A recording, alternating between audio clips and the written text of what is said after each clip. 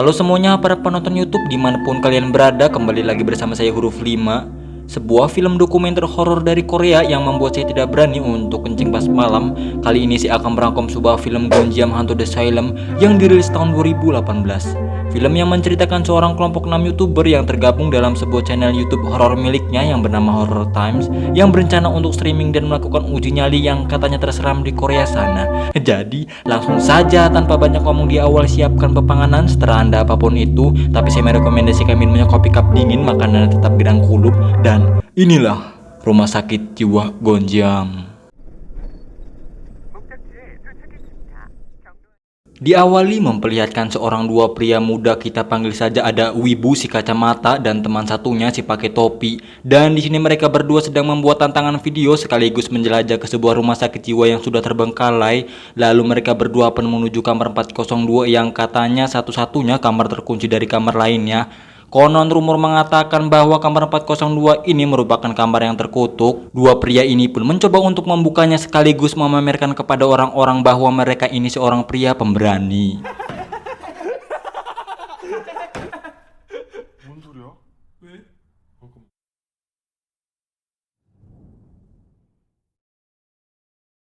Setelah melihat berita tentang dua orang tadi yang hilang tanpa kabar, dan disinilah seorang YouTuber yang bernama Hajun. Hajun sendiri memiliki channel yang bernama Horror Times dan dia katanya akan menelusuri ke tempat tersebut sekaligus live streaming di sana. Hajun pun menjelaskan ke subscribernya tentang rumah sakit jiwa tersebut, bahwa rumah sakit Gonjiam adalah rumah sakit jiwa terbaik yang dibuka pada tahun 1961. Namun pada tahun 1979 rumah sakit tersebut ditutup dan di sana katanya kerap terjadinya bunuh diri massal. Bukan hanya itu saja kabarnya hilang sang direktur. Banyak rumor yang mengatakan bahwa rumah sakit jiwa yang dibangun di tempat itu yang dimana tawan para Jepang dan pemberontak Jepang dikuburkannya. Ada banyak lagi rumor yang mengatakan bahwa terjadinya pembunuhan massal pasien adalah dari ulahnya si direkturnya sendiri. Dan yang menarik adalah si direkturnya dikabarkan bukan menghilang, melainkan si direkturnya lah bunuh diri.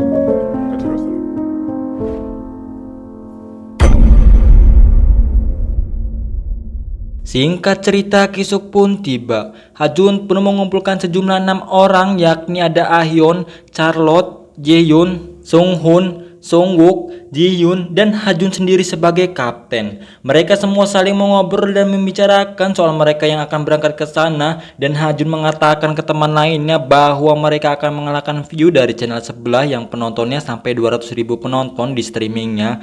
Lalu mereka akan melakukan siaran langsung di tempat tersebut dengan harapan mereka mendapat 1 juta penonton dalam waktu semalam saja. Di perjalanan mereka masih membicarakan tentang rumah sakit tersebut. Hajun sebagai kapten pun memutuskan untuk salah satu dari mereka untuk membuka kamar 402. Tidak bisa saling unjuk satu sama lain, mereka melakukan permainan pokoknya kameranya diputar gitulah. Dan siapa yang kameranya menghadap orang tersebut adalah dialah yang harus membuka kamar 402 nanti malam.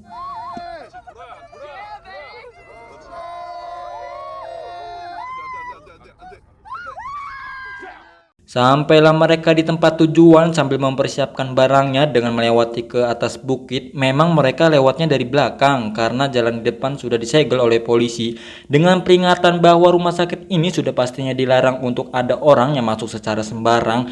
Bahkan rumah sakit ini malamnya sudah dipatroli oleh polisi. Mereka pun hanya mengabaikannya begitu saja. Ketemulah tempat yang cocok untuk membuat tenda. Hajun bertugas untuk memonitor layar dari kejauhan, sedangkan 6 teman lainnya akan mengeksplor ke tempat tersebut sambil mempersiapkan peralatan yang dibutuhkannya. Sunghoon dan Sungwook terlebih dahulu mempersiapkan untuk menaruh posisi kamera di beberapa sudut ruangan.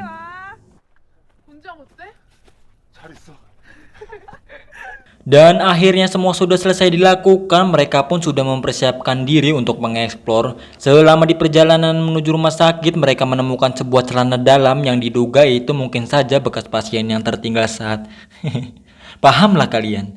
Salah satu dari mereka pun mengikatnya di ranting pohon sebagai penanda jalan untuk mereka semua. Sedangkan sang kapten memberitahu kepada mereka bahwa streamingnya sudah mendapatkan 12.000 penonton. Sang kapten pun akan mulai streamingnya dalam waktu 5 menit lagi akan segera dimulai. Mereka pun akhirnya tiba di depan pintu masuk lantai 2 dengan perintah dari kapten. Mereka memulai pembukaan untuk penonton dan langsung dipimpin oleh Sungwook dan mulailah streamingnya pada saat itu juga. 라이브 허러쇼! 건장 공포체. 수응이 좋고 자 VR부터 바로 입장.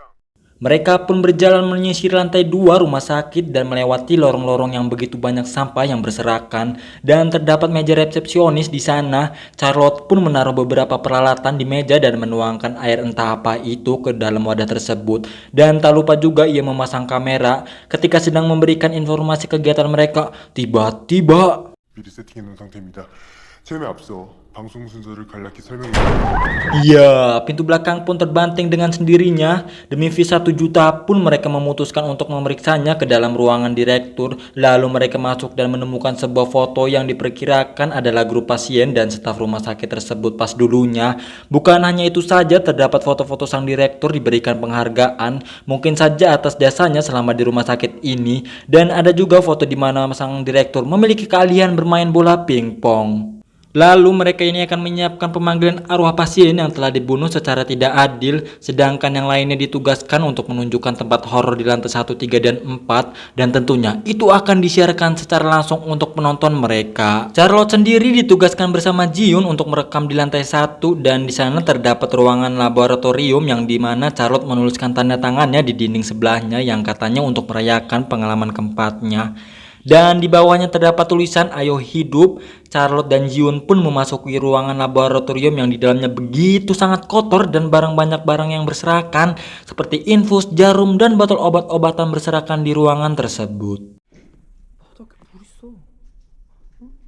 Ji-hyun juga sempat melihat boneka yang berada di lemari karena Charlotte mengalihkan perhatiannya. Charlotte pun ketika sedang melangkah lari, kakinya pun tersandung sesuatu sehingga barang itu pun pecah. Nampak itu sepertinya bangkai ayam karena begitu bau yang sangat menyengat. Mereka pun memutuskan untuk pergi dari ruangan laboratorium dan pergi ke lantai 3. Sedangkan Ah-hyun dan si Jae-yoon berada di lantai 4 dan melakukan tugasnya. Suhu ruangannya terasa lebih dingin ketika termometer dikeluarkan berkisar di angka 13 Celcius yang seharusnya sama dengan suhu di lantai 2. Konon katanya di lantai inilah pasien dibunuh. Ji-hyun pun memeriksa kamar mandi dan di sebelahnya terdapat sumur entah bekas pemandian apa itu. Seketika itu pun Jae-hyun teriak-teriak melihat sesuatu mengapung di bak mandi. Padahal itu hanyalah wig rambut biasa dan itu mungkin saja bekas orang jahil di tempat tersebut.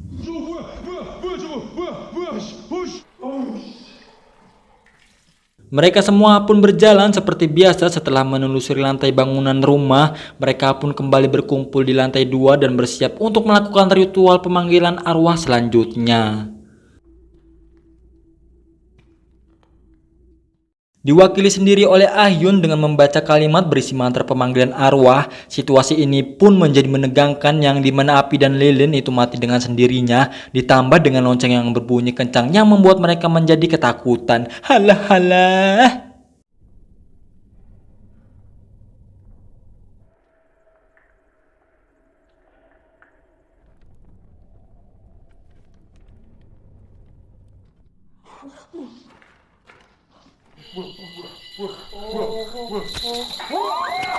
Mereka semua pun lari dan misinya mereka ini akan tetap dilanjutkan dengan memberitahu ke penonton bahwa rumor tersebut memang benar adanya. Dan sampai di sini angka penonton mereka sudah mencapai 100.000 penonton dalam waktu beberapa jam saja.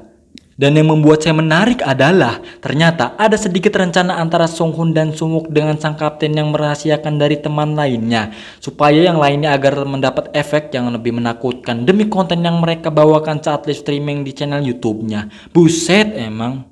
Mereka bertiga pun merencanakan dengan menekankan si Charlotte karena memang si Charlotte orangnya cukup bereaksi seolah-olah memang dia orangnya reaksinya real gitu tuh. Padahal mah udah dibuat sama si bebeleduk Sunghoon dan Sungwook. Kembali ke mereka yang sekarang sudah masuk ke sesi penjelasan. Mereka yang sekarang menelusuri lantai 1, yang dimana kita tahu bahwa Ji-hyun telah memecahkan suatu yang dia sadari. Boneka yang tadi dia lihat nampak sudah berganti posisi. Charlotte pun yang dibilang Sunghoon bahwa memang benar dirinya bereaksi real. Charlotte pun berteriak histeris meminta Sunghoon untuk meletakkan bonekanya kembali.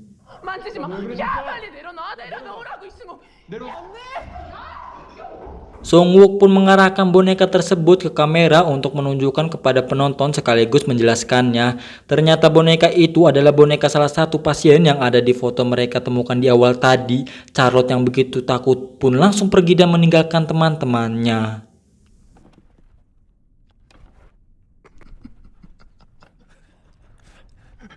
Mereka begitu tetap akan melanjutkan live streamingnya dengan mengatakan bahwa ini sudah setengah jalan dan semua menjadi sia-sia jika berhenti di sini. Mereka pun setuju dan melanjutkan live-nya di dalam ruang perawatan bersama-sama. 그럼 여태까지 잘해온 게 너무 아깝잖아. 조금만 힘내자. Di dalam terdapat lemari yang bagian tengahnya ada lubang gitu. Songwook yang mencoba memasuki tangannya, nampak ada sesuatu yang menariknya dari dalam. Padahal itu hanyalah akal-akalan si Songwook saja. Ketika itu pun kepanikan membuat mereka saling berdebat dan Ji-hyun memberanikan diri untuk mencoba bahwa yang Songwook lakukan itu hanyalah lelucon. Tapi apa yang terjadi, mereka semua menjadi tegang seketika. Tangannya Ji-hyun tertarik dari dalam. Pas terlepatnya terdapat cakaran di bagian tangan kanannya.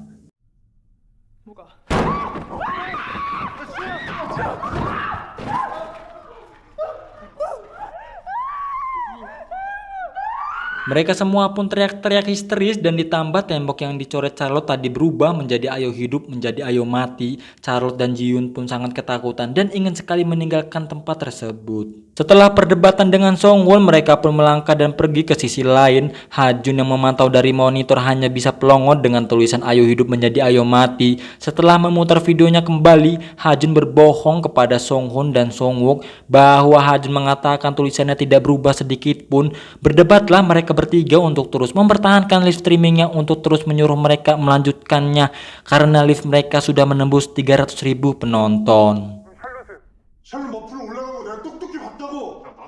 Ha-jun hanya bisa menyuruh mereka untuk pergi ke lantai 4 dan membuka kamar 402. Ha-jun pun penuh dengan kemarahan dan masih melakukan pengulangan video dan tersadar ke-6 temannya ada dalam rekaman video tersebut. Jadi pertanyaannya adalah siapa yang merekam mereka berenam? Loh. 재윤이야. 누구 친구야? Komputer pun kembali menyala dan terlihat Songwook mengatakan untuk negosiasi tambahan keuntungannya sebesar 20% ke setiap anggota. Jika acara ini ingin dilanjutkan, Ha-jun pun menyetujuinya asalkan acara ini terus berlanjut. 20%씩 더 줄게. 나머지 애들도. Dengan mendatangi tempat kamar mandi yang terdengar suara aneh di bagian ruangan persediaan seperti sesuatu yang membanting ke tembok di ruangan sebelah. Di sana terlihat ada kursi roda yang bergerak sendiri. Tidak sampai di situ saja, barang-barang yang di atas juga jatuh seperti akan roboh. Tapi tiba-tiba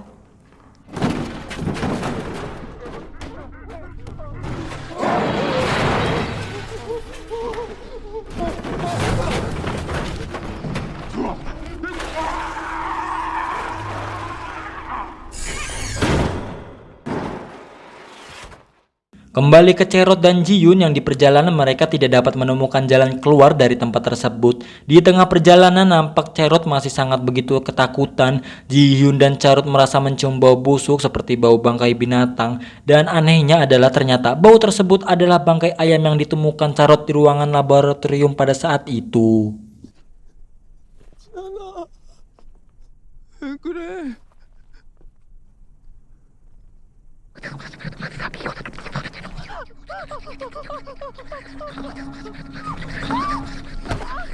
Charlotte pun berlari sekencangnya dan sudah terlihat dia sudah semakin dekat dengan tenda base campnya. Sesampainya di sana bukannya bertemu dengan Ha-jun dan dikira saya sendiri selamat gitu tuh. Justru Charlotte malah kembali lagi ke sebuah ruangan yang entah di mana itu.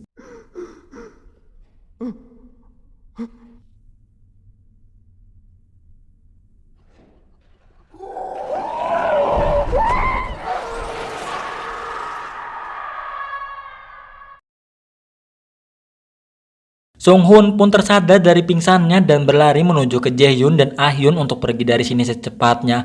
Karena penonton yang sudah hampir 1 juta pun, Ha-jun justru mendengar ucapan si Sung Hoon dan langsung menelpon Ah-hyun untuk membuka kamar 402. Dan di sini terbongkar semua perbuatannya, bahwa yang ritual boneka itu hanyalah rekayasa yang mereka buat saja demi penonton. Tapi yang terjadi pada Sung Hoon sekarang ini memanglah benar-benar nyata adanya. Mam. Sontak hal itu pun membuat Ha-jun marah dan langsung turun tangan dan memakai atributnya dan berencana untuk menyusul mereka ke gedung rumah sakit dan menyelesaikan liftnya. Terdengar suara pingpong dan bola yang meluncur ke arah mereka, entah dari mana asalnya. Lalu pintu 402 yang tadinya susah untuk dibuka sekarang tiba-tiba terbuka dengan sendirinya. Ternyata itu adalah Charlotte yang mencoba membukanya.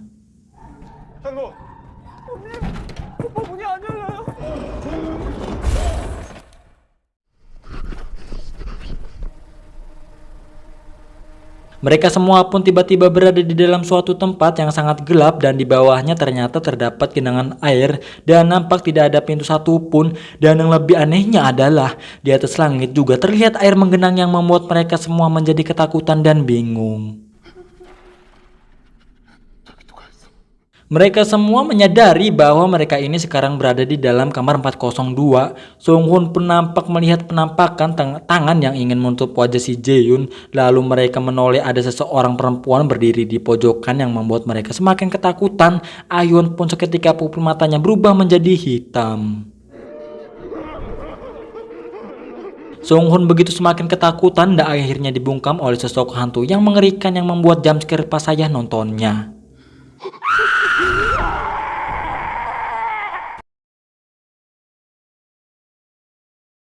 Ha-jun pun akhirnya tiba di gedung rumah sakit dan terlihat senter temannya yang tergeletak. Lalu Ha-jun pun berjalan pelan sambil memasuki ke suatu ruangan. Namun sosok menyeramkan dari belakang nampak menyenggol Ha-jun dari belakang, yang membuat saya sangat yakin untuk minta diantar ke kamar mandi.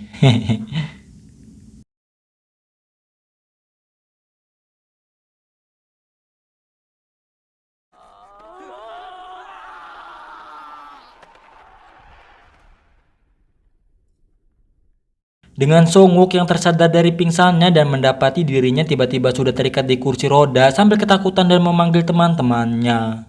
Kursi roda itu pun sontak langsung berputar dan berjalan kencang melewati pintu-pintu ruangan di sepanjang koridor dan disaksikan berpasang-pasang mata yang mengintip dari lubang pintu dan terdorong jatuh pada saat itu juga.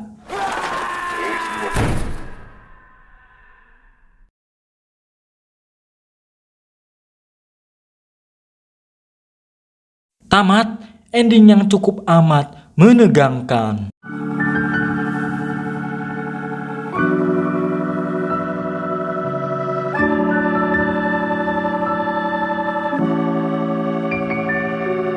Secara keseluruhan filmnya ya cukup menegangkan lah pas saya nontonnya.